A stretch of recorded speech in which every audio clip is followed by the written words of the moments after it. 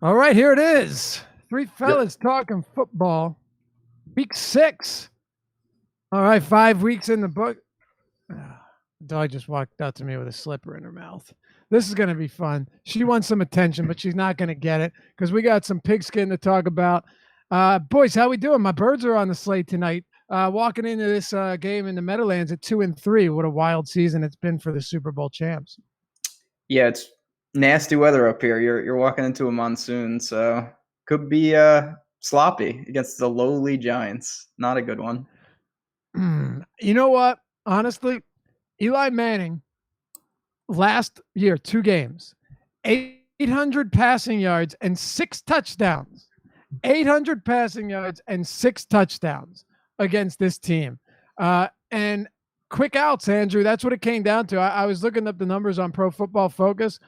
Eli Manning, in each of the weeks that he played them, had the lowest time.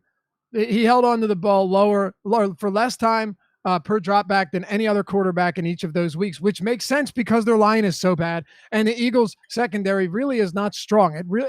If there were a recipe to beat up on the Eagles, it would be to avoid the pressure, get the ball out quick. And he has the weapons to do that. I think Eli has a pretty solid game today, and I'm going to have quite a bit of this Giants offense. Yeah, Eli's uniquely situated to deal with the Eagles. Like, for teams with real offensive lines, it's like, oh shit, we got to deal with the Eagles tonight. This is going to be brutal. But Eli's just used to having 2 seconds to throw tops no matter what. So tons of that short passing stuff. When their offense is clicking, that's what they're doing it with anyway. He's not a guy that needs to hold on to the ball and watch a play develop, which, I mean, honestly, Carson Wentz is. And that's kind of, I think, been his problem this year a little bit. The Eagles' offensive line has been pretty good, but it was unbelievable last year, and they've just been kind of okay. And I'm sure they'll gel as they get better as they keep going. But I think that's kind of been the real problem for them is Wentz needs a fair amount of time to watch the play develop, and he hasn't quite had it so far. I don't think the Giants are going to really pose that problem for him, so could be a shootout tonight. I think you're right, though. Wentz is First of all, they haven't done anything in him. Jason Peters looked like he's 400 years old. Kelsey's not the same that he was last year. Wisniewski got benched. They said it wasn't performance-based, but when are you ever benched when it's not performance-based unless you're Josh Gordon, right? Or like Everson Griffin. I think that they're not as good as last year, but like you said, they shouldn't be he shouldn't be taking that many sacks. And this is not a particularly stout Giants defense. We've had a lot of interesting showdown slates recently. I mean, they're all they're really dart throws no matter how you look at it. But this one gets even more interesting when you factor in Jay Ajayi, done for the season. First he broke his back, then he tore his ACL. So they haven't signed Le'Veon Bell yet. I'm expecting that to come later this week. And then Rhett Ellison and Evan Ingram are out for the Giants at tight end. So who do we got here? Who are creative players that we've got at the tight end position today? Yeah, we got Garrett Dickerson. That's your boy. That's my boy. And who's your guy? My boy is S. Simonson. Yeah. So we got some real darlings for the showdown slate, and that's kind of we've seen this obviously. Traquan Smith, that was, I think, a different situation, but we've seen some of those low-owned guys get there and really blow up a showdown slate. We'll see if that happens tonight. I'm throwing a handful in, a lot of Ertz, a lot of Barkley, and then just spraying. Those are the 2 guys out of the big weapons that I'm pretty high on. Does Barkley not scare you a little bit? He scares me, in the sense of, I think the same ways he does for you, but I just am so reminiscent of that Cowboys game where, what you guys were just talking about, Eli quick throws, where he just garbaged, 10, 15 targets. And it really, on a showdown slate, that could be in sloppy conditions, one of the optimal point outputs. I don't have any interest in him Thursday to Monday, but for showdown, I am pretty high on him. Yeah. Andrew, I'll tell you what, and I'm never going to hate on Saquon Barkley just because of what he's capable of doing with one play. But I actually have more Shepard and more Odell and granted, I think I have 5 or 6 showdown lineups, but I have a lot of Beckham and a lot of Shepard. Shepard tore them up last year. Granted, Odell was out, but I still think that this bodes well for him. These slot guys can beat you up, especially when you're getting the ball out quick. My concern, I want to hear from you too, Andrew. My concern with Barkley is that I really believe he's going to have to succeed almost exclusively in the passing game, because if there's one thing that is really, really, really good about this Eagles defense, it is their run stopping ability. Oh yeah, I mean, just their front seven in general is just unbelievable. They get really good pressure on the quarterback, and you can't run on them.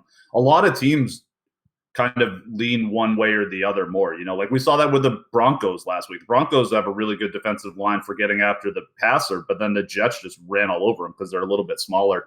The Eagles are big and able to get after the quarterback, which is kind of somewhat unique these days. So yeah, just a nasty offensive line. And that is my concern on Barkley. I don't think he's going to be able to get much on the ground, but Ben brings up a good point. If he catches, if the targets are all going to Shepard, Beckham, and Barkley. And if Barkley gets 12 targets and catches 8 or 9 of them and breaks one, it's definitely possible for him to get off anyway. I think it is too. Jason Litskovsky, excuse the pronunciation, had a good question. Does Odell get 20 targets after causing locker? I thought that was like a fourth wide receiver. I think he should play. I don't mind it. Yeah. You might see a few snaps. $200. Yeah, it'll be worth it. Yeah. Honestly, though, squeaky wheel situation a lot of times pans out. It's weird with Odell because Pat Shurmur was already pissed off at him. But I don't even think you need a squeaky wheel to burn this Eagles defense. Like Jalen Mills, Ronald Darby, they're playing 400 feet off the receiver, unless they're running go routes. And you have Jim Schwartz, who, that defense was good last year, but his scheming this year seems horrible. I just, every game you're scratching your head, and granted, I'm not a coach, but scratching your head thinking, what is this guy doing? It hasn't made much sense. Squeaky wheel in terms of Beckham helps. But to me, fellas, I just think Beckham is too good anyway. That's just the icing on the cake for me. Didn't he already get squeaky wheel? Wasn't that last week? That's what I thought. He was so low. That was my one, and I was way over the field, but I should have really loaded up on him. I liked him last week for that exact reason. Now I think, yeah, I mean, he's going to be, like you talked about, he's obviously an integral part of the offense by default. I don't know if they really go out of their way, though, to do anything. And I just don't think this is the greatest spot, when you look at it in terms of Thursday, Monday. Obviously, showdown, of course, he's in play. But, I still don't know if I see a huge Odell game like we saw last week. What about you, Andrew? I mean, I have more Odell in the captain spot than anybody else, but I'm not so married to it. I mean, I kind of agree with what Ben said. I don't have him on Thursday to Monday, but I'm playing quite a bit of him. And I'm playing 10 showdown lineups. I'm just messing around, pressing buttons. But Odell is in the captain spot on the majority of them. Yeah, hit us with a like, by the way. It'd be greatly appreciated. We love doing this show, and it's a free show, and that's the one way you can say thank you. Much appreciated. Definitely helps us out as well. Here's a good question. Michael Pamaska says, would you target low ADOT guys with the weather? This to me, Ben, it's kind of yes and no. Because I think Shepard and Odell and Barkley can all be guys that don't have to operate. Even Odell, right? Like these guys can operate and put out big plays with a low ADOT, right? Average depth of target. They don't need 200 air yards per game to put up numbers. No, I mean, the Giants are pretty easy to figure out in the sense they don't have other weapons. Ellison is out, Russell Shepard, these are peripheral guys anyway. They're not playing. So those three are going to operate regardless. How they get them involved, yeah, I think with the weather, we do see them, get some easier throws, not take as many deep shots, but it's not going to change the personnel. I would be a little apprehensive if there were guys that were more burner types. But Gibson. Yeah, there you go. On the other side, I think it's more pertinent. But for the Giants, I think those three are going to get the production regardless. Yeah, And I they're think low so, A too. dog guys anyway. That's what we were talking about at the top. Is Exactly. that the Giants They have to. get rid of the ball fast, Yep. and so that by definition you're going to be a lower A dog guy. Exactly, and that includes Beckham. He's going to have some deep routes, but it's not like all 12 of Beckham's targets are 40 yards downfield. Yeah, the iconic Odell thing, other than the crazy one-handed catch, but it's him breaking off a slant and then just outrunning the whole defense.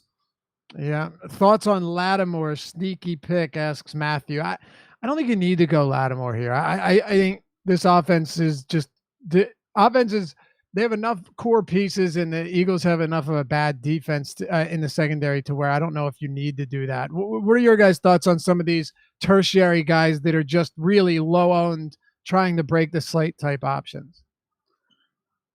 I like the tight ends more personally, and it's almost in a script kind of way. Like the Eagles just blow them out, and then they're playing, extra prevent, not rushing anybody, and you just get a few sort of dump off targets to those guys at $200 they could pay off. Lattimore is more of he almost has to be involved in the offense more and not just like a throwaway garbage thing, I guess is what I'm saying. So I'm not as interested in him, but I mean, if you got to save some, it's helpful to save some salary, especially if you want to play both quarterbacks. So, those are the guys. It's Lattimore, those two tight ends, and then Shelton Gibson from the Eagles, I think, that are in play for just you don't have Will Davis, who's that guy too. Like that's a nice thing about Showdown. You learn new people in the NFL when you play these. Never heard of that guy in my life. What about the Eagles side of the ball? Not tertiary guys, but like real players that actually exist in on planet Earth. Mm-hmm. Right? Let's talk about the backfield, because I don't think it's crazy, right? If I want to fit Odell, Eli, and say Shepard, or let's say Ertz into my lineup, I don't think it's crazy to have a couple lineups with Smallwood and Clement. I expect Clement to be involved in the passing game if the weather is as much of an impact as people think. I generally don't make decisions solely based on weather, unless it's like the Denver game. We'll get there in a minute. Like I generally, weather gets overblown. These are professionals, and Eli Manning still sucks. But as Andrew pointed out, that offense, the way it's run, weather shouldn't really affect it much anyway. It's not an explosive air raid offense. And the Eagles don't have to be either. So I think Smallwood and Clement both have some viability here. Where are your thoughts on this backfield, Andrew? And Josh Adams obviously will get mixed in a little bit, maybe 4, 5, 6 carries. Yeah, I like both. I mean, Smallwood's played better this year. Clement is probably more the guy, he's a small guy too, but he's bigger than Smallwood. You'd think he would be the guy that would get a little bit more action in the long run. He's more muscular, just like a big, like stockier dude. He's only like 5'10", but I think he weighs north of 200 pounds still. I don't know. Yeah, I guess Smallwood I like more on. It's really Smallwood's cheaper on DraftKings, so why not? And then Clement is cheaper on FanDuel, so I'd probably lean that way. But yeah, I think it does make sense that both of them could get it done, especially if you really think the Eagles just go in there and bust their ass, which I think is certainly possible. They're under. That's a Eagles stock is at a nice buy point right now, I think. Yeah, I think you're right, and even if they do go in there and bust their ass, I don't think their defense is going to hold the Giants to nothing. I think this will be a pretty back and forth game. The over-under at 44.5, even with the weather, seems a little low to me, but that's just one man's opinion. How about you on this backfield, Ben? Yeah, I think they're definitely both viable, and pairing them up, in a situation like this, it seems fine. If I did that, I personally would bank on maybe it being a little sloppier. Grind it out. I'd probably throw the Eagles defense in there and mix and match. But yeah, I mean, they're cheap enough where you don't need that much. Obviously, this is all about being unique, and people are naturally, because on a main slate, you would never really do that. I tried it last week with the Packers. Horrible mistake. But normally that's not a thing you would do. So people kind of entrenched not to do that. That could be a way to just be a little different. Yeah, DJ Killer Kev says one spot left, Eagles defense or a kicker. This is one spot where I would defer to the weather, and I would just say that I'm going to go with the defense over a kicker. Unless, of course, it's Mason Crosby in a dome. Yeah. Kickers just have no upside too. I mean, they're like if an amazing game out of a kicker is like 10, 11 points. So yeah, you see, no, that's a good point. You see people pair them. I think Minnesota and the Rams game, there was this 10K 3-man, and I wasn't entering 10K 3-mans on a showdown slate, but I was looking at the three teams, and one guy had played both field goal kickers, and at one point, on one side, you're like, okay, I mean, I get where your process was. You thought it'd be a low-scoring game, but on the other side, it's like, what the fuck are you thinking? No matter. Go ahead. They're good value, like they're good point per dollar kind of plays, but they don't have any upside. So like, I'm not playing 3-mans on the showdown. It makes more sense in a 3-man or cash game setting to play the kickers because they are good point per dollar plays. But when your upside is whatever 11, 12 points, like that's not getting it done to win your 250K unless the game is just a total disaster.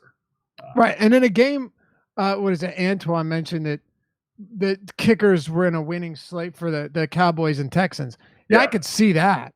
I mean, those Cowboys are just exactly two dreadful offenses. But I mean, you get the Rams involved. You get Chris Cox says Browns Ravens. But a game like this, it's difficult for me to see kickers being a high value, Ben.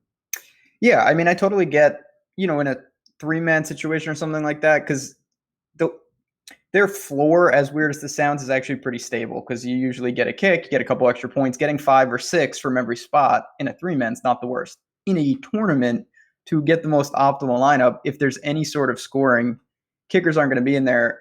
We've seen it. That was inside. This is bad weather out there for kickers. It's not ideal. I wouldn't look to them tonight. I don't have any kickers on my showdown lineups. Yeah, neither do I. What about the pass catchers for the Eagles? I mean, Zach Ertz, I think, is one of only 3 or 4 players in the league with double-digit targets in every game this season. So it doesn't matter if it's Foles or Wentz. He's getting a ton of work. And then Alshon is a really, really talented receiver that just doesn't get enough targets to put up elite numbers on a weekly basis, but can. And then you have Aguilar, who drops balls that hit him in the face mask. Yeah, Ertz for me. That's pretty much where I really like Ertz. The other two, could they have big games? Sure, not guys I look to get in specifically.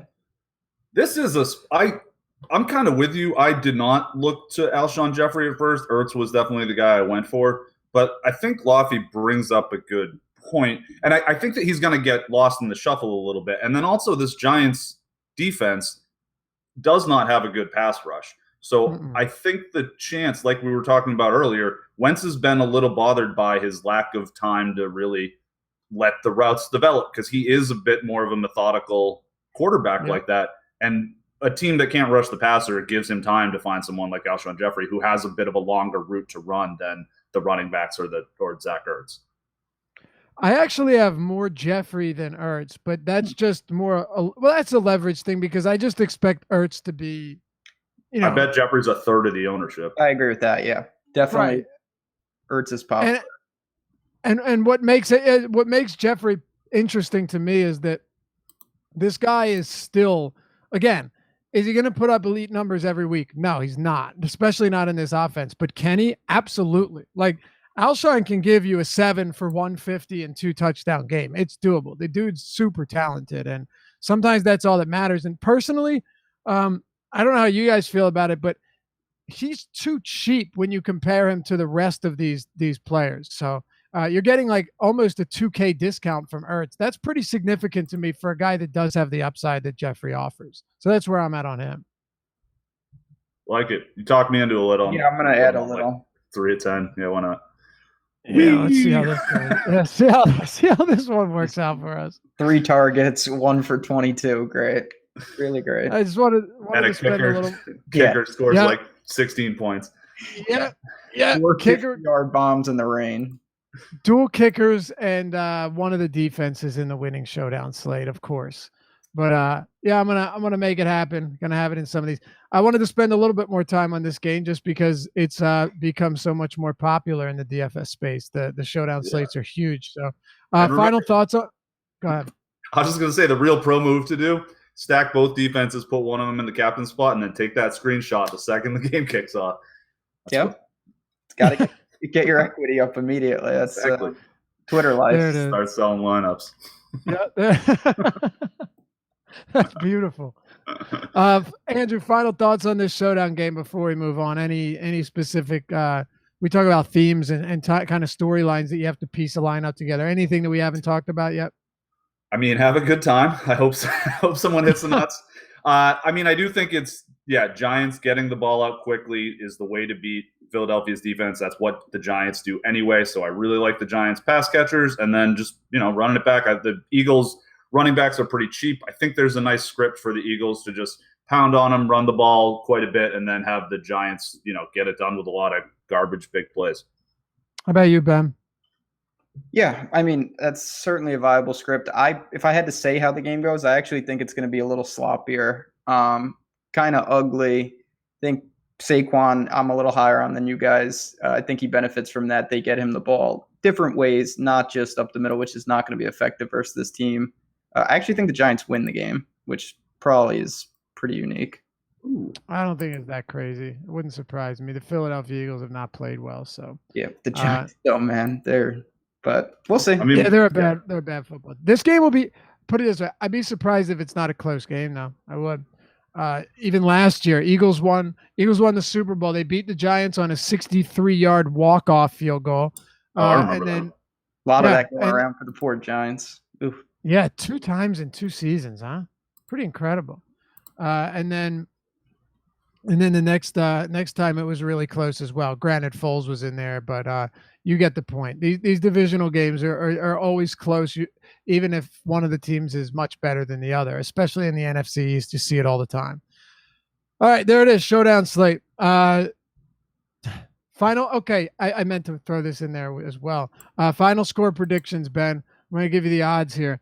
The Eagles are 1.5-point favorites. Super Bowl champion Eagles, 1.5-point favorites in New York, 44.5-point over under.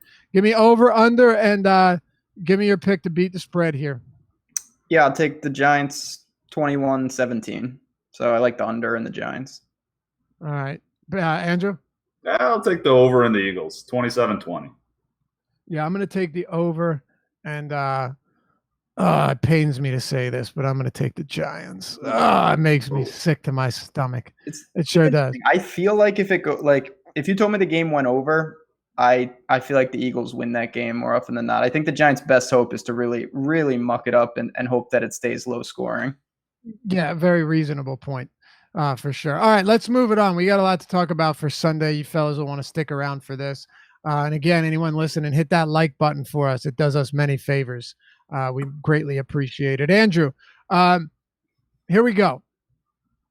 Week 6, over-unders. Now, Sunday Night Football is a 60 over-under, so we're not going to get into that one. Kansas City and the New England Patriots. It's a 60. That showdown slate, the winner might be higher than the Week 6 main slate Millie Maker. Like, it could happen. It could definitely happen.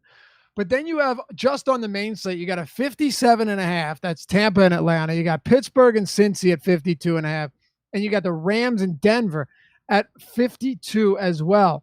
But what's interesting about this Rams game is that we're expecting 26-degree temperatures and snow in Denver at Mile High Stadium. As of now, I'd probably take the under. Yeah, I mean, I wouldn't be surprised. You don't have to. I'm just telling you what I would do. No, I got you. And I certainly would lean when 26 degrees and snow towards going for an under. But, I mean, they take this stuff into account already with the line, I think the Rams are kind of bulletproof, man. Like, I think they can run. I think they'll be able to run all over the Broncos. Like we saw what the Jets did to them last week, and the Rams running game is even stronger than that. Denver's a tough place to play, but man, I don't know. The Rams offense is just unbelievable. And then the Rams defense, I think, is a little overrated. So Keenum could, conceivably get into a shootout here. So 26 and snowy is not ideal offensive conditions, but I think there's reasons for why the total is staying that high. Ben, do you think this game sees that a fair amount of points? I mean, look, Denver's defense has been dog shit. Like they've been Been bad. bad, man. That run defense has been mutilated. Pass like they're a shell of their the Earl Fountain. Please turn in your Eagles card ASAP, Laffy. You're right, man. I'm a beaten man. But anyway, this game does seem like you could the weather could not be an issue. Both teams are used to playing in the cold weather. At least most of this Rams team before they moved to LA. Actually, shit, they're all so young. Yeah, none of these people were in St. Louis. That's probably wrong. It's like Brockers, right? Yeah, no, I'm thinking about it now. Weren't they indoors though? Yeah, St. Louis isn't exactly cold, really either. But it's cool, man. You said it so convincingly. It's just like keep going. Oh, I mean, no, I'll happily take the L on this one. They're all like young and didn't play with them before anyway. I just do think that St. Louis got pretty cold. I don't even know if it doesn't matter anymore. I'll take an L on this. We'll move on. Ben, you had brought this up before the show, though, that this weather could have an influence. What do you think?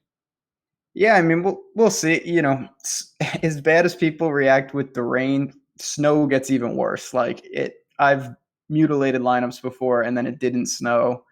But if it really does and they get it, I think that is a serious thing. I would expect, it's still somewhat early in the week. If this keeps building up, I bet that total drops like a rock. Not that means it's going under, but, the perception, I'm not sure everyone's adjusted to that news just yet. And, the thin air with the snow, unique set of circumstances. The Denver D is flat 2K. Not saying I'm going there, but that's not going to be an unpopular play. A lot of people are going to do that. I think it's a bad idea. That's a bad idea because, like, the weather. First off, I think the weather is probably the most overrated thing in all of daily fantasy. I don't even look at forecasts for baseball because most of the time, if it's like kind of sketchy, you're just going to get you'll get good situations at lower ownership, and it rarely is a problem. If it's postponed, like sure, but it's not very often that you end up getting hurt for playing a team like that. Football, if it's hurricane weather or if it's 45-mile-an-hour wind, same thing in golf. If it's really bad or really pronounced, like sure, but like snow, I don't know. I mean, they just run the ball more, and like LA can run the ball really well, and even if there's not a lot of scoring, that the teams will probably be trying to run the ball more and shorten the game, which is not good for DFS defenses. You want teams that are getting thrown on because then there's chances for picks and sacks. I don't disagree with that. I'll just say this. On the other side of all that, if it's really bad, if it's real snow, like there's, it could be, we've seen games where you just cannot move the ball. The ball's flying. There's 5 fumbles on each side. Yeah, we also saw the Tom Brady hang 59 on the Titans in a blizzard. They're in perfect weather. Yes. They run faster in the snow, the Patriots. But, I mean, that Lions game. That was crazy. 59-0 in a blizzard. I remember. Yep, that was incredible, man. But you know what? No, you're probably right. Plus, look, if no matter what this weather is, Todd Gurley is just going to eat them alive. Like, this could be a 200-yard rushing game for Todd Gurley with 3 touchdowns. I wouldn't be remotely surprised. And then factor in the injuries that you're dealing with to Cooper Kupp and to Brandon Cooks. Like that, just even more so is all signs point towards Gurley having a monster game here. Now, I mean, the thing too is that McVay said that these guys were participating in individual drills. I don't know. It's tough for me to believe that they play, especially Cooks. That shot that he took was brutal, man. But Gurley's so expensive. He's $10K on DraftKings. Like, is it feasible that you work him in and feel good about a lineup? Because I haven't made lineups yet. He's not showing up. There's some good mid-range plays, so I don't think so. But I mean, he's projecting as pretty heavy chalk thus far. If it snows, it's certainly going to come down. We say this all the time. It hasn't been true this season, but it's really hard to get burned by not playing a $10,000 player. Like they have to do something incredibly special. Alvin Kamara has certainly been capable of doing that a few times this year, but just a couple. Yeah, it's highly unlikely that you you get screwed by not playing a $10,000 guy in a tournament, especially on the road in Denver. It's not an easy spot. No, it certainly isn't. It's just tough to fade as well. But you look at this position in general, though, Ben. The first 5 weeks, there have been an incredible amount of good running back plays. Not after the fact, not hindsight. Like going this week, there are some good plays, but it's not, the position's not as deep. I mean, you got Melvin at Cleveland, McCaffrey at Washington, Connor, Mixon, but it's not that deep to where you have guys that you actually, let me phrase it to you this way and get a response. Normally I could be like, all right, I'm fading Gurley, but this is a spot where I could see Melvin dropping 30 or McCaffrey or whoever. And yes, there might be one or two of those, but it does seem like this week there are less of those than normal. Yeah, I'm with you. It's I don't know if it's a product of, I think slates are going to come down a little scoring wise. We have buys. They're flexing the best teams out. That's part of it. Like, we may never see Mahomes again, which I'm not complaining about, but you just perpetually put him at night. So we'll see. I mean, there's just product of some tough matchups. Zeke's got Jacksonville. Some guys are banged up. The Gurley thing, yeah. I mean, if it's lower scoring on the whole, he's a little more appealing, obviously. But I'm higher on Denver, I think, than most, just in general. Maybe that's a blind spot, but I don't think that's the best spot for the Rams in general, going into Denver with possibly bad weather. Bilal Powell, I think, is going to be a really interesting thing. If Crowell's really hurt, he's going to become mega chalk, especially with limited options like you just talked about. I guess my thing is, like, is anything not a good spot for the Rams anymore? They're ridiculous, right, man. They are borderline where it doesn't seem to matter. They're going to, in Seattle, anywhere, they're that type of team. But, 10K is still 10K. That's a lot to pay. And outside of him, you're talking two guys who may not play. Robert Woods obviously always seems to get it done, but it's not as many options for the Rams this week just due to injury. They legitimately struggled in Seattle too, and still put up 33, and Gurley scored 3 touchdowns. They got there at the end. Didn't start out great, but man, they're good. They're going to catch. Maybe I'm less on the right, but I would not be stunned if they're going to catch some L's in this year. I know they look impenetrable, but these teams on the road, it's not that easy. No, I hear you. I just would. Right now, they look like a 16-0 team, and obviously, I'd be silly to expect them to finish 16-0. Things happen. Teams get in bad spots. Teams get unlucky. They lose. But it's just, I guess it's one of those things for me where this team has just looked insanely good, and they scare the hell out of me if I'm an opponent. But anyway, let's move on. I want to talk about Tampa and Atlanta. This is a really fun game, but it could be one of those games that makes us all never want to play again. And I think you guys know exactly what I'm talking about, right? Like, this feels like a game where you say, oh man, could be Julio's spot. Jameis Winston back in the saddle. How about some Jameis Mike Evans? I'm seeing that Cameron Brate could be chalky, which is insane. Like, this game has so many ways to blow up, Andrew, and so many ways to blow up in your face. Yeah, it really does. The only person I feel safe about in this game is Matt Ryan. I think he will easily get it done. Where it's going to go, I don't know. Is Calvin Ridley going to see 3 targets and score 4 touchdowens on 3 targets? Is Hooper going to get another 12 targets? Right. It's tough. Yeah. I do not know where to go. I really want to play Julio. Man, that's a nice price tag. And holy crap, Tampa Bay's defense is horrible. But man, is he going to end up being he might be the most popular play on the whole slate. Yeah. And sure, there's the 300-yard 2-touchdown game is well within play, but unfortunately, so is the 5 for 55. That's out there. So I don't really know. He's got 2 30-point games with no touchdowns, right? Yeah. And he also didn't have a catch through 3 quarters against the Steelers last week. So the range of outcomes, brutal, man. And yeah. Can we talk about, by the way, Julio was chalky against the Saints, right? Week 3. finished with 14 and a half fantasy points. Now, look, this is not me shitting on Julio because we all know he's just an outrageous talent and he's capable of putting up the most wild. Did he had a 300-yard game? Like, we know this guy can do it. But against Cincinnati, if we were to just back this up a little bit, against Cincinnati, he had that, was it a 49-yard Hail Mary at the end or whatever it was just that super long.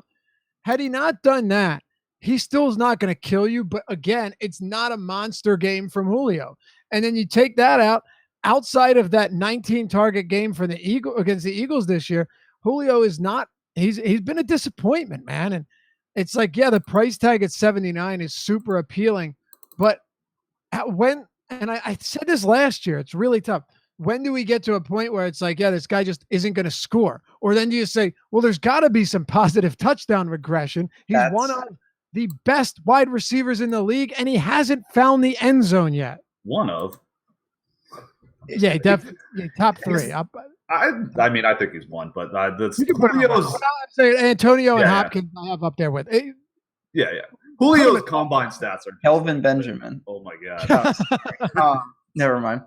And you just have to assume that this is the argument that everyone's having. It's like he's shown time and time again that in these perfect spots, there's huge blow potential. And I think he legitimately might be 40% owned in some things. Having said that, I really do think he could score 50. Like, he's got upside unlike other, like if he really exploded for 12 for 180 and 3, everyone would be like, oh, this was the game. You knew it was coming. It was only a matter of time. I'm probably, I said this, I wrote an article on our site, and as much as it's cool to be like lock button or full fade, I think I'm going to try to just take a small position and move on and not let him define the week, because I just don't know what to do. I think it's foolish to full fade him. I think it's foolish to just lock him in, because you're just setting yourself up for a complete swing and miss. Last year, Julio had a pretty disappointing game against Tampa Bay, 12 for 253 and 2 touchdowns. So efficient 253, though. Let's be honest. What'd you say? I said it was an inefficient 253. Yeah. Let's be honest. Yeah. 12 receptions on 15 targets. Though, the one thing that makes him less appealing at times, and Andrew, kind of speaking to like the number 1 and number 2 thing, in terms of overall talent, I'll happily put him up there with you. But when you look at a guy like DeAndre Hopkins, you know that no matter the circumstances, Deshaun Watson doesn't have anywhere else to turn. I mean, sure, you could go to Alfred Blue with Lamar Miller out. You got Will Fuller, or you got Ryan Griffin. Like, DeAndre Hopkins is as integral to that offense as anyone else to any other offense in the league. With Julio, it's like, yeah, he should be integral, but you have Ridley who can score. You have Hooper who randomly has big games. Mohamed Sanu randomly has these big games. QT, by the way, I should have mentioned him, but you get the point, right? Like Tevin Coleman, the Devontae Freeman, they do have a lot of weapons, and I hate that they don't need Julio to win sometimes, even though they're 1-4. Yeah, it's true. And it's sad because, just Julio's – the thing for me, like with DeAndre Hopkins, like Julio's physical tools are just like ungodly. Same thing with Antonio Brown is not, he's a little guy. DeAndre Hopkins is pretty slow. He can't really jump. Julio is 6'3", 220. It's faster. He's ran a 4.34. Like, that's close to Tyreek Hill fast. Jumps out of the gym. Like, I don't know. He should be so good, but sometimes they just have too many weapons. They spread it out. That's not necessarily a bad thing in real football terms, I guess, but it's a little frustrating for DFS purposes, because I'm with you. DeAndre Hopkins, not the receiver that Julio Jones is, but man, he's a hell of a safer bet. Right. By the way, though, that one reception he had against Dallas in overtime this week, unbelievable. One of the most beautiful, one of the most beautiful catch and runs you will ever see. I love this guy. Julian McQueen says, waiting for Julio Jones touchdowns like waiting for 0 and 00 in the roulette wheel. You're not wrong. You're not wrong. Yeah, it's gotten rough. That's a sad, very apt comparison. Yeah, 1, 2, 3, 4. yeah. We're in Vegas. Me and Ben's buddy Jacob lost $1,200 on roulette at 6 o'clock in the morning. Just after a nice night of blackjack, we'd like come all the way back, and it's like we were flush with cash, and then just went, hey, 1, 2, 3, 4. It can't lose again. 1, 2, 3, 4. It was bad news. Funny stuff. That's a dangerous game. But. Yeah, it certainly is. But again, I circle back to this, Ben. It feels like this game makes or breaks a slate. It's going to be chalky. We know that. But it could also be chalky with massively high fantasy totals. It just, everything screams that this game could be amazing or terrible. And it's got me shook, man, because like we talk a lot about Julio, but what about Mike Evans? I mean, this Atlanta defense has been pure garbage. They're rivaling some of the worst defenses in the league this year. Mike Evans, through his first 3 weeks, had 3 straight 23-plus fantasy point games. That was with Fitzpatrick. I completely ignore the Chicago game where he still had 6 for 59 on 9 targets. And now you've got this one where, Andrew says, yeah, he trusts Matt Ryan, and you should. The Falcons coming home at 1-4 are going to put points on the board. I have no doubt. I wouldn't be surprised to see them rout this Bucs team. But on the other side, they're going to need to throw. And even if it's chalky, I still think Winston has to be considered, and I still think Evans has to be considered.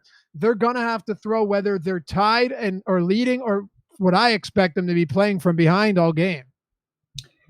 There's no doubt. Yeah, I mean, in a way, I don't want to say I feel more comfortable with the Bucs, but you're right. I don't think it's out of the realm of possibilities to see the Falcons get some turnovers, have Ito Smith and the gang run in a couple, and then they just kind of coast to an efficient, 38-17 kind of game.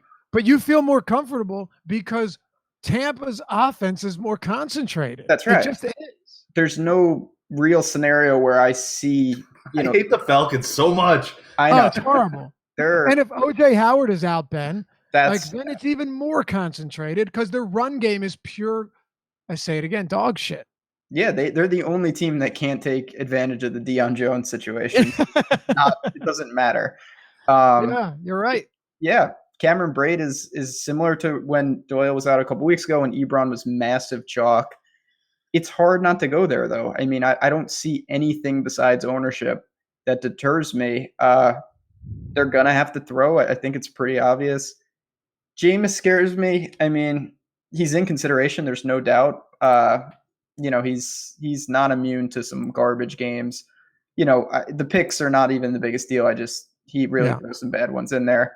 But yeah, I mean, this is a team. So does Fitzpatrick, though. Yeah, that's true. I mean, it's just so. The sad thing is both these teams are so bad they'll never be flexed to the night. So we're gonna have to deal with them for a long time. They're so awful. It's just like, But yeah, I'm with you. I mean, you can't ignore the game by any stretch. At the same time, for a game that has a total like this, it does feel pretty risky, honestly. It does. It does, because it's just going to be ridiculously popular. Yeah, they don't like this either. But Andrew, we'll move on after this. I want to get your take because this is a game that needs to be covered at length. We talk about Atlanta. Then on the other side, let's say O.J. Howard's out. Then you're looking at Winston. Well, obviously Winston, but just talk about the pass catchers. You have Winston, you have Evans. I mean, and then you have D. Jackson, Godwin mixed in there. Yeah, obviously those guys are always flyers, but then Cameron Brate becomes the guy who is probably going to get all of the targets at tight end, which could be 2 or could be 8, and 2 of them could be at the inside the 10-yard line. It's tough. Yeah, I don't hate it. I mean, I think I like it for cash more than anything else. I don't see Cameron Brate having like the nuclear upside, and I kind of like a couple other guys. Like David Njoku, I like at that price. I think he's going to be significantly lower owned because I think Brate and Hooper are going to be the pretty substantial chalk this week at tight end. So there's other ways to go, but man, yeah, if O.J. Howard's out, sure, yeah, Brate's. The Falcons cannot cover the middle of the field. We've talked about this plenty. They don't have any safeties. They don't have any linebackers that can cover. They're just dust. That said, that's not really the strength of Tampa Bay's offense. Tampa Bay is better at big plays. Launching the ball. Mm-hmm. That's kind of what they do best, and Atlanta is better at stopping that. Like Desmond Trufant's pretty good. Like they got some dudes, but I don't know. Yeah, it's tricky. It's two bad teams. This is the thing. When you have shootouts with bad teams, I think there's more implied risk just because they're bad teams and they're capable of some really disturbing things. The most The thing disappointing game of last year was that Bucks-Jets game with Fitzpatrick on the Jets. And, like, it was like, this is an easy shootout. It's like, you know, you can play 5 dudes from this game for like $16,000 for like $16,000. And it was just Adam Humphries chalk when he registered something. What was that game? It finished like 10-3 or something. Seriously, it was like that. I forget what it was, but it was one of the lowest score. It was I don't think a touchdown was scored in that game. Might have been 9-6 or something. I can't remember. But I think I might have been on Two Fellas that week because I remember you and I having a pretty long Adam Humphries discussion at one point. Was that last season? That wasn't. Was it? Okay. Sadly. Yeah, just brutal, man. All right, let's move on here. Get to a couple more games. We're not going to cover them all, but of course, the game plan with Ben and myself Sunday morning at 11 a.m. Eastern. You'll want to stick around for that, and then you guys from A to B, you got that on Friday at 2:30 Eastern. So plenty more NFL, but you know this show we always want to give you the showdown action to start it off, and then just what we find is some of the most interesting storylines heading into Week 6. Pittsburgh and Cincinnati, 52.5. This game's also going to have some chalky options, Ben. And Joe Mixon, you talked about Marvin Lewis weaning him back into it. I didn't buy that. I mentioned it on the Sirius show Saturday and Sunday, by the way, 5-7 and 7-9, myself and Manny Laura. It's a fun show. That didn't happen. Dude saw 22 carries. Why would you expect anything different? They needed him. He 3 or 4 targets, 22 yards, a receiving touchdown. Mixon jumped right back into it.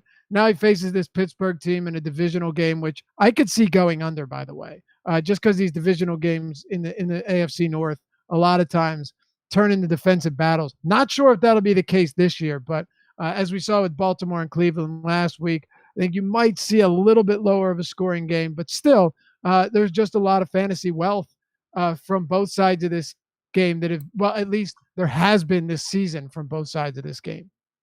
Yeah, I wouldn't be stunned to see a bit of a slugfest, but honestly, for me, Mixon, I think he's impervious to it. He's just all systems go. You were right. They did not ease him back. Gio's gone, so it's just him and Walton, who's not even a real factor. If he's seeing 25 to 30 touches at home, you know, Steelers defense hasn't been great. It's hard not to look to him, especially in a week where you talked about it. Last week, it was, I love Mixon and 5 other guys. This week, it's like, well, I don't even really love some of these other guys in that spot, so it makes Mixon that much more appealing. Absolutely, yeah. There's no doubt about it. What about you, Andrew? CJ Uzomah played 92% of the snaps last week. Tyler Kroft played 40%, and Mason Schreck played 20%. They combined for a collective 3 targets, however. Cool. That's showdown. Store that for showdown when Mason Schreck is the chalk. Yeah. Well, we got guys in the chat right now talking about their love for CJ Uzomah, so I'm bringing it up, baby. Aren't they? I heard didn't they sign Clyde Walford? I feel like they might have done that. Did they? The old Oakland tight end? Yeah. He's from the U. No, he worked out for him. They worked him out. Yeah, they worked him out. I don't see that they signed him. He was with the Jets too. But Mixon, as Ben pointed out, though, he does seem kind of impervious. He's at least going to get work no matter what. And with no Gio Bernard, you have him locked in no matter what direction this game takes. Yeah, I mean, I certainly like Mixon a lot. I don't mind Connor. I mean, I guess that you go with the home guy is a little bit nicer, but I think they're real similar projections. You know, like Melvin Gordon, I like a little bit more than that. But yeah, there's, you know, Mixon's definitely in play. The Pittsburgh defense is pretty ugly. So no real issue with that. I think it's an AJ Green spot as well. Just he's not like your big time explosive, like go downfield kind of guy. So Pittsburgh with a lot of their sort of zone blitzy things that's something like a professional route runner like AJ Green should be able to carve up pretty well. You know, they don't, I think it's just I think the Cincinnati offense is in a good spot. And then Pittsburgh Ben's always kind of struggled on the road. You know, that gets talked about a lot. I don't know how much to make of that, but he's not been good on the road. And then he's just not been good at all this year. And the Steelers are finally like mostly priced up to the point that they're not rating as like pretty much all year and all last year, it's just like you have to play some Steelers. Like you have to. Like they are, one of them at least is going to go crazy. And I'm not sure, like with the prices this week, where they are. I mean, Juju's fine, Connor's fine, AB can always do his thing, but it's not like you're making a mistake by not getting exposure there. I don't think as much. You know what I find interesting though? You mentioned James Conner. This Cincinnati team has been real vulnerable to pass catching backs. I mean, last week we saw Kenyon Drake with his first decent game second decent one, but first great game of the season. 11 targets in the passing game, 7 receptions. They are. Go ahead. McCaffrey ran for 200 and didn't catch the ball against them too. Though, he didn't need to. He didn't need to though. That's the thing. I think this will be a game where I don't think he needed to whatsoever in that game. You're right. I mean, could it happen? Sure, but they're also they are allowing the fifth most receiving yards to running backs per game. So it wasn't just a one game thing. They have given up some big games to running backs in the passing game. Is all I'm saying. And I remember Ito Smith catching a couple touchdown passes when I had like 60% Tevin Coleman a couple weeks ago. Fun stuff. Yeah. I don't think that was against Cincinnati, though. I'm looking at that now. But he had a rushing touchdown in that game, though.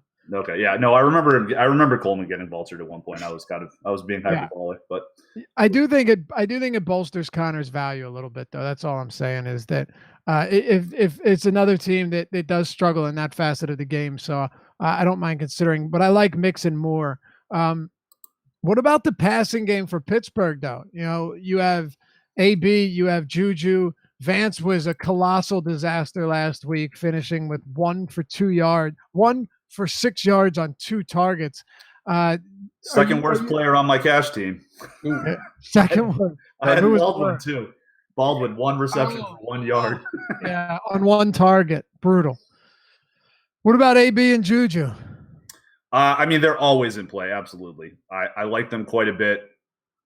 Brown, it's a little bit. The gap is close. Like Thielen is projecting better than Antonio Brown this week. I think Julio is projecting better as well.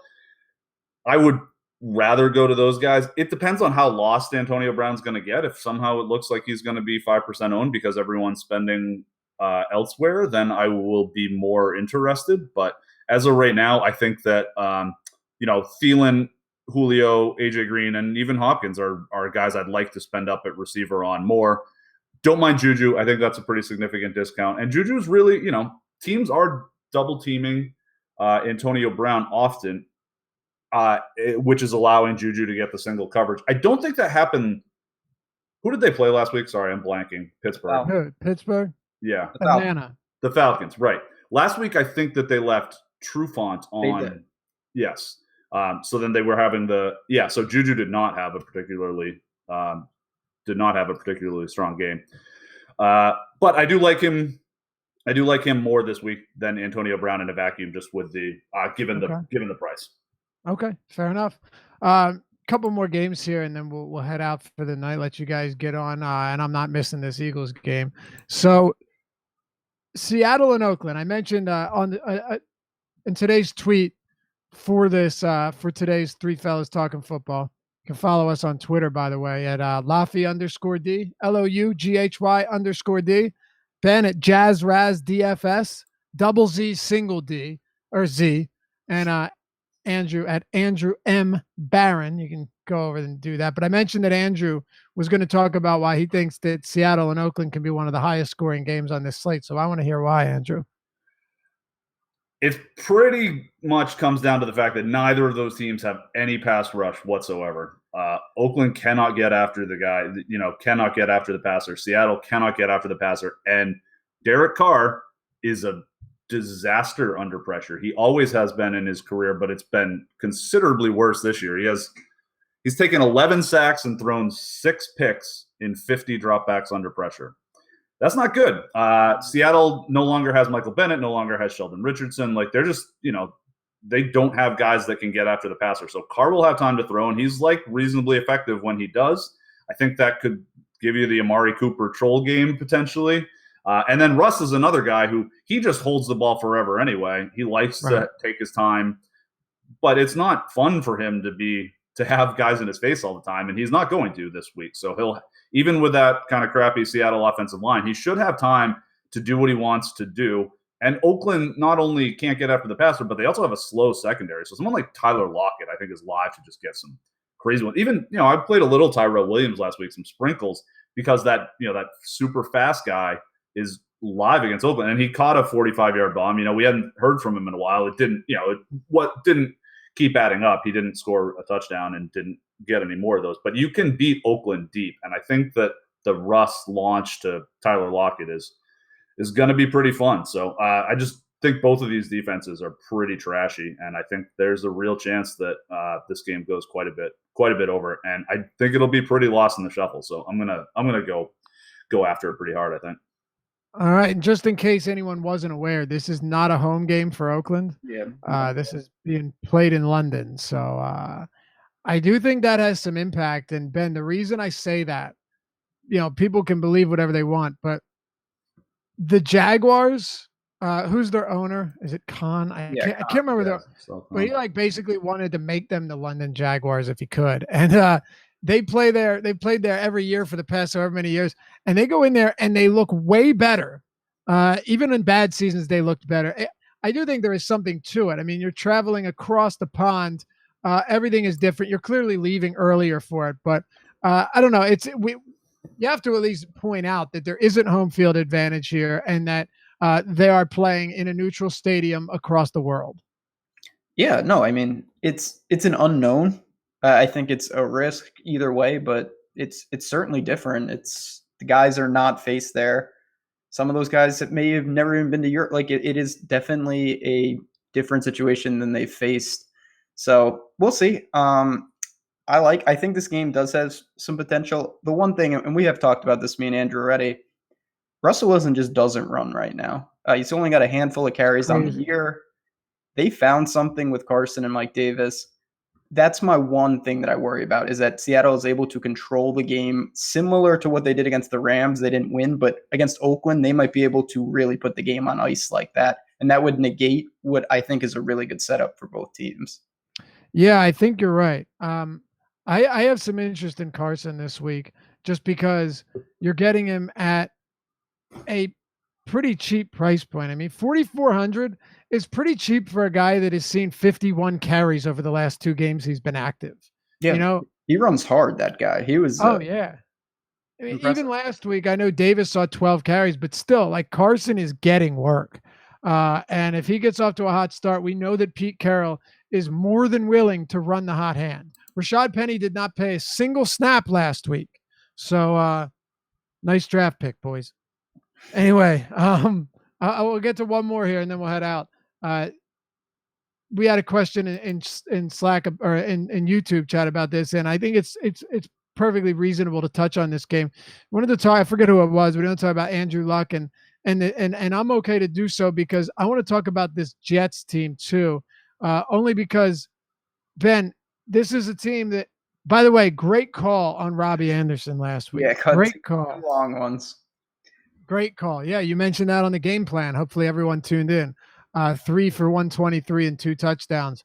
But it's even coming off of these big games, I'm not interested in chasing points with Jets skill players. I just am not. No, I'm with I did like Anderson. I had some super low owned. I'm not looking to make that a thing. I thought that was kind of a specific situation. Honestly, Anunwa, who was just bageled last week, I have more interest in going back to him. Yeah. I thought that was a specific problem with Chris Harris and the Broncos, and that would cause him problems. I think the Jets go back to what has been working with him and Darnold against the Colts team. That's pretty vulnerable. Now we'll have to see with Crowell. If he doesn't play, Bilal Powell is going to be an option.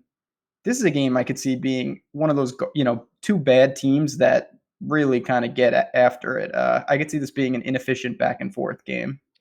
Yeah, I think so too. Now, if Crowell's out, you could make an argument for Powell. I don't have an issue with that. But if everyone plays and everyone's healthy, I have trouble really getting on board. Even with Anunwa, it makes sense last week. Chris Harris has been like the one guy that isn't getting flamed routinely on this Denver defense right now, whether it be the passing defense or run defense. But on the other side, Andrew, speaking of Andrew Luck, is coming into this week after posting 2 monster yardage and touchdown performances. He's got like 850 yards and 7 touchdowns over his last 2 games. I guess my concern here, though, is in those 2 games, he was forced to throw a ton. I don't know if this dictates that, but maybe you have a different opinion. Yeah, I'm not particularly interested in this game in general, to be honest with you. I'm with you. I think that he's not gonna throw 60 times against the Jets. I would be pretty surprised by that. And I agree with Ben on the Enunwa play. They're very different defenses, Denver and the Colts. And Chris Harris is still an absolute monster. So I think, the Colts run a pretty vanilla defense. Like, they just don't really do a whole lot because they don't have the personnel to do it. So Enunwa is going to be a little bit of a safer option there. And then as far as, I don't know, it's just tough. Like, sure, there's T.Y. Hilton's out again, and like there's 3 random wide receivers on the Colts, but it's really hard to pick which one. So I'm more likely to just kind of stay away. Maybe a little bit of Zach Pascal because he was so bad last week, and I don't think anyone will play him. And he did have, the big game a couple weeks ago, and he's the cheapest of the 3. So if you're not really sure where to go, like it's an idea, but I'm not aggressively after anybody on the Colts. I certainly like Powell if Crowell is out, though. Yeah, I'm with you there, and that's pretty much where it stops for me. Andrew or Ben, any thoughts on this Colts side of the ball? Yeah, I mean, I think Chester Rogers is in play. I certainly seemed like a mistake with Dede Westbrook thinking that he would kind of take the step forward. Kind of feel the same about this Rodgers guy. He's seen the double-digit targets back-to-back weeks. If Doyle and Hilton and Ebron's banged up, it's hard to just imagine him not getting a boatload of looks again. So that's a guy I do think that the price has risen, but not enough where I'm scared off. And you're hurting for value this week. So if he sees another 11 targets, I'll kind of live with that result regardless. All right, then last thing here before we head out. Ben, you made a really good point. I think it was last week how fully punting the quarterback position, and this is important, has kind of become extinct, a thing of the past, because the pricing has become so flat that now you have Case Keenum and Ben Roethlisberger are only $1,000 separated. There's no real large disparity to give you that massive edge in the event that the real cheap quarterback goes off. Yeah, it's really interesting, and if scoring lowers, we'll see if this becomes, I don't want to say it's completely dead, but it used to be in a week like this, you were saying I like Matt Ryan, think he's a surefire guy at 8,100, and you could pay up for him, or you could say, you know what, Baker, or say go extreme. I think Josh Allen or CJ Beathard. Yeah, I think this was actually originally my point when I was trying to talk you off of CJ Beathard a couple weeks ago, Laffy. It's more about the crazy upside of the quarterback. Like, you need somebody who's scoring a lot of touchdowns. That's right. Yeah. And to be fair, I was never on CJ Beathard. You brought him up. I certainly brought him up. Because I thought it was at least. Didn't he actually have a decent game, by the way? Did. I think he did, yeah. And the whole thing to that, though, is honestly, it's not like these guys, even Josh Allen, who, again, he's certainly not in play, but he's had a couple big games. And even in those weeks, it wouldn't have helped you to play him. Right. Because you're dodging a 35-point guy at only 1,000 or so more than him. And that's not what we've usually seen. Usually that guy's 8,000, and then it's an actual comparison. Right. But 18 points from a 4,900, 5,100 guy is not particularly special right now. Not at all, especially when you have to beat 5 to 10 quarterbacks in the sixes that all have 35-point upside. So there's just too many of them to kind of do. And it makes it almost impossible to say, you know what, I'm going to try to save a quarterback, get 15 to 20 and move on. I think you're right. All right. Well, it's 8:15. It's been a good show, boys. Appreciate everybody tuning in, and throw us a like there if you don't mind. We're so appreciative. Right, Andrew? We're just so appreciative. We're just full of appreciativity. Any last thoughts, though, boys? We got 12 games coming up, and we're going to have a lot of chalk in a couple of these spots. So take this time now to throw out any guys that you're looking at to kind of leverage against the chalk. I really like that Seattle and Oakland game, to be honest with you. I think there's potential. I do worry about the running being an issue, but I think that is a really nice spot. And then what else? I think James Conner is actually a pretty solid play that I don't know is going to be crazy popular. I don't think his ownership. I just don't think the ownership will be there because of some of the other plays around there, and I still don't think he's quite fully priced for his workload. All right, Ben, final thoughts. Leverage. Talk to me, baby. I don't think he'll be popular either. I'm with you there. My leverage, I think the Jets-Colts game, even though it's a garbage one, depending on the injuries, we do have to monitor that. I think that's where I go for some value, especially if, these guys are not household names. Not that they will be they're not Robbie Anderson level ownership, but if they're just normal ownership, I think I can get by with some big volume spots and maybe, be a little different while taking a pretty safe floor at the same time. All right, there you have it. Thanks for hanging out with us. It's been fun. This is Three Fellas Talking Football. Thursday night, 7 o'clock. We'll be here for the rest of the season. Hopefully you see us back here join us back here next week. All right. Well, what is it? 8:16. Good luck. Let's go Birds.